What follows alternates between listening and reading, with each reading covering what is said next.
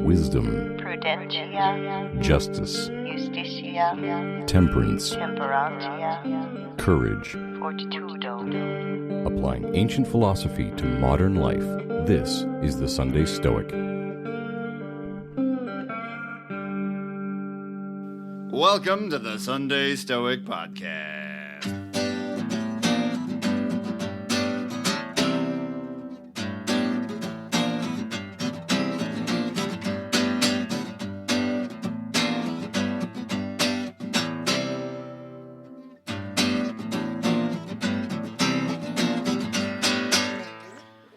So, we have been working our way through the meditations of Marcus Aurelius, the Roman emperor who kept a journal to himself and wrote down his thoughts, stewed over his view of philosophy, the precepts he'd been taught, and tried to make them his own. This week, we will do 3 more readings from chapter 5. Meanwhile, I myself am toying with the idea as we approach the new year, things I can do next year. I'm trying to figure out if I want to do the Marcus Aurelius program with the College of Stoic Philosophers. I kind of want to, and I kind of think it might be a bit overwhelming in terms of their program. Trying to decide if it's something I really want to do or if I should just do some self-study. That's something I've been chewing on. If you've done that program, let me know what you thought. Also, getting ready for the holidays. Looking forward to bringing Charlie out to see his great-grandma and spend a little time with family. Hopefully, fate permitting, we're able to pull it off this year.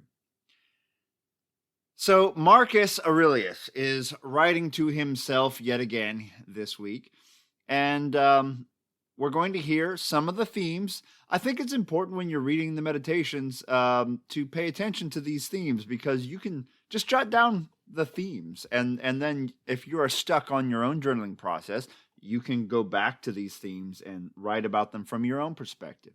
So, themes this week are relationship to the divine, relationship with other people, and trying to not be annoyed,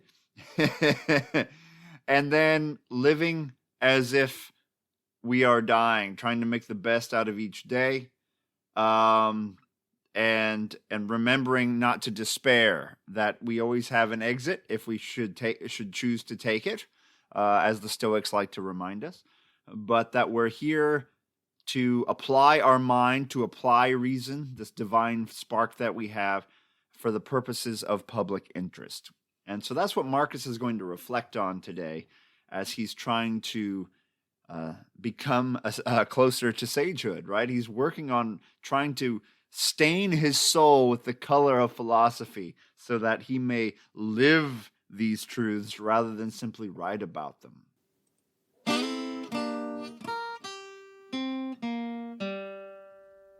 The Meditations of Marcus Aurelius, Book 5, number 27. We ought to live with the gods. This is done by him who always exhibits a soul content with the appointments of Providence, and obeys the orders of the Divinity, which is the deputy and ruler and the offspring of God. Now this divine authority is neither more nor less than that soul and reason which every man possesses. Number 28. Are you angry at a rank smell or an ill-scented breath? What good will this anger do you? But you will pay. The man has reason, and can, if he takes pain, discover wherein he offends. I wish you joy of your discovery. Well, if you think mankind so full of reason, pray make use of your own. Argue the case with the faulty person, and show him his error. If your advice prevails, he is what you would have him, and then there is no need of being angry. Number 29. You may live now, if you please, as you would choose to do if you were near dying. But suppose people will not let you, why then give life the slip? But by no means make a misfortune of it. If the room smokes, leave it, and there is an end. For why should one be concerned at the matter?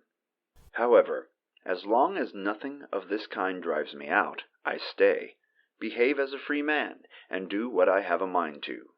But then I have a mind to nothing but what I am led to by reason and public interest.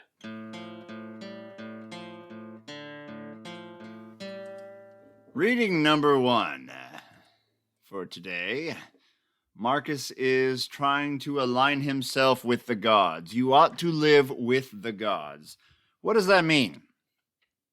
Well, to the Stoics, the gods, or God singular, is kind of the sage of the sages, the all-perfect, the completely rational, and purveyor of all things, kind of found all throughout the universe. And they're in complete control of themselves. They are all wise, etc. As we learn elsewhere, however, there's a way that a human can be better than the gods in one respect, and that is if we can become like them. That's in a way being a little bit better than them, because we have to fight all these animal urges we have to get there, and they do not, which is kind of interesting. But he's not talking about that here. So what do we have to do to basically be worthy of the gods? Have a soul that is contented with the appointments of providence. So this is one of those tricky things of Stoicism. We have to be content with our lot, but that doesn't mean like, well, slavery's here, we're going to live with it. It's what the gods want. But I think of it more as the things that you can't change, like things that have happened, you have to be content with that are unchangeable, or that have happened in the past, so they can't be changed, right? Rather than stewing over them and letting them drive you crazy like we're prone to do. And there are some things about our lives that can't be changed. Other things can be changed. Some of them are massive and may require generations to change, but we can be involved in that change. However, some things we just have to accept. And we have to figure out which things are which, and pursue the ones we can change, and let the others be.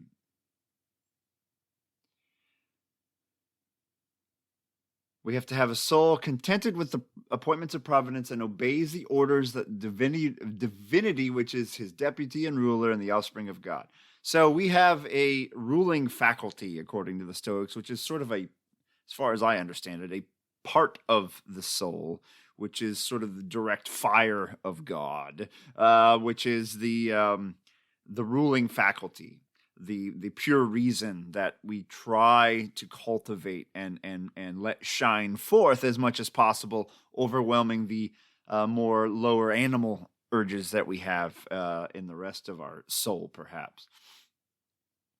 And so, what is that divine authority? It's simply the reason that every man possesses. So that is our pure reason. We're trying to cultivate that and bring that forth. That is our divine part. Something that we have in greater abundance than any other creature. And therefore it is our unique gift from the gods. It is a piece of the gods or God themselves. And we must let it shine forth. So that is his idea of basically piety and of living a good life, is cultivating this inner spark of the divine that we have within. The next reading, he talks about being mad at someone who stinks. I'm sure we've all experienced that. You can be mad. Why are you so stinky? And he goes on to say, hey, this is a reasonable person. They should be able to tell that they stink and fix it. Well, good luck with that, buddy. Not everyone pays attention to these things. And if you're around your own smell enough, you're not even going to notice it. So he's like, they may not notice their own stink. So it's your job. You're their, in this case, their emperor. You're their colleague. You're their friend. You're their coworker or whatever. Tell them, inform them of what's going on. And then perhaps they will fix it. And there you go. You have appealed to their reason, and they will fix it, and there's no reason to be mad. He's really talking to himself about not getting angry. Think the best of this person. Hey, they must not realize it. I got to fix it. And it's not worth me being mad. This is what people do. People stink. Bodies stink. That's how they work.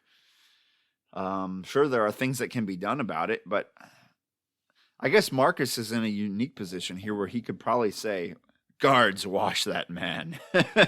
But for the most part, you can't make someone bathe. It's out of your power. But you can talk to them and do it in a way that doesn't shame them or make them feel bad, if you can. But try to speak directly to that little spark of reason that we all have, and see that spark of reason in your neighbor as well, to remember that they are your sibling, they are your sister, your brother, and treat them as such.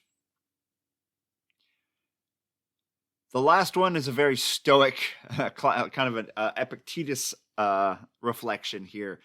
You can live right now as if you were dying. What does he mean by that? With all the urgency you would have if you realized you were dying. Okay, but suppose that people are preventing you from doing the things that you need to do or should do. Well, then you are free to give life the slip. The Stoics advocate, under just the right circumstances, that you can take your own life. Not any circumstance, but when you can no longer live a life of virtue, if you're being prevented from it, then you are free to go. If the room smokes, that's a direct reference to Epictetus. I leave it, and there is an end to it, and then there's no more concern to the matter. But as long as nothing is preventing me from living a life of virtue, of doing what I think I should do, then live like a free man. Do what you have a mind to do. And what is it that you have a mind to do? What I am led to do by reason and by public interest. Once again, what you are led to do by that divine spark and your relationship to others. Marcus Aurelius often can be boiled down to following that divine gift, this gift of reason, cultivating it, doing what you're sure is right, so on and so forth, and doing what is right for others at the same time. So here in the USA, it's about, and well, anywhere else where Christmas is celebrated, it's about Christmas time. What could we do for the interest of others? Maybe it's a good time to donate to charity. I know I should donate to the cause of the folks in my state and one state over that were hit by tornadoes recently. Devastating string of tornadoes. And then here I see it's supposed to storm again in a few days. So hopefully this pattern doesn't continue. But anyway, think about what you can do for the good of others, and make your decisions based on your values, on what you think is right, not what you're told is right, so on and so forth. Feel free to break away from the herd. Of course, always question if what you're doing is crazy. Seek the opinion of people you trust and value, but you don't have to do things just because your peer group is doing them, right? This has been a thing that I've struggled with in my life, trying to figure out who I am versus how I was taught and the culture I was raised in, and trying to figure out what my path is. Something I'll struggle with probably till my last breath. But that struggle is important, to not just be a sheep in the flock, to try to be a thinker. And sometimes we think our way in the wrong direction, and we have to think back and correct our path. But that's okay. That's part of the journey. All right, everyone. I hope you try journaling in the style of Marcus. Don't just regurgitate Marcus's thoughts, but think about the themes and write about them from your own perspective. Update them. Talk about cell phones and technology and their use and how you should or shouldn't be using it. Talk about your relationships to your family and your work and yourself and whatever your ultimate is. How do you relate to these things? Write about it. Reflect on it. Do it over and over again, and you may be able to go back and see how you've changed over time, or at least stain your soul with the color of your philosophy, even if it's a little different than that of Marcus Aurelius. You will start to find your own path up this mountain towards ultimate sagehood. All right, everyone. Have a great week. it's almost Christmas time. I guess the next episode will release right after Christmas. If I release an old episode at any point during the next week or two, it's because I decided to take a week off. I'll have to see what I have time for. So have a great break. Enjoy your holidays, and I will talk to you soon. Carpe diem.